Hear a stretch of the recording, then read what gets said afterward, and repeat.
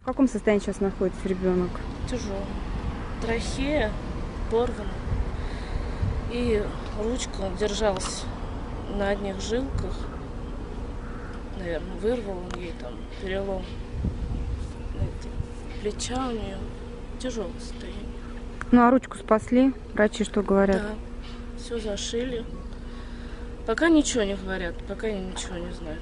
Пока ничего они сказать не могут, состояние стабильное, то есть не лучше и не хуже.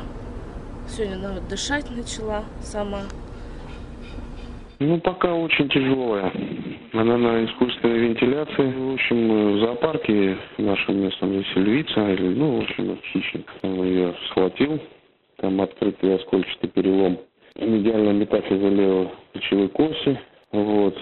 Открытый перелом вывих акромиального конца левой ключицы, обширные укушены рваные раны в области левого плечевого сустава. Там, в общем, на сосудистом нервном пучке все левое плечо держалось. Вот. Потом поражение трахеи. Соответственно, там еще и на боковых поверхностях такие глубокие раны, но они не проникающие, травматический геморрагический шок. Она была в тяжелом шоке, но в сознании. Но сейчас она в искусственной коме, медикаментозный сон, синхронизация с аппаратом, и поэтому мы искусственно поддерживаем.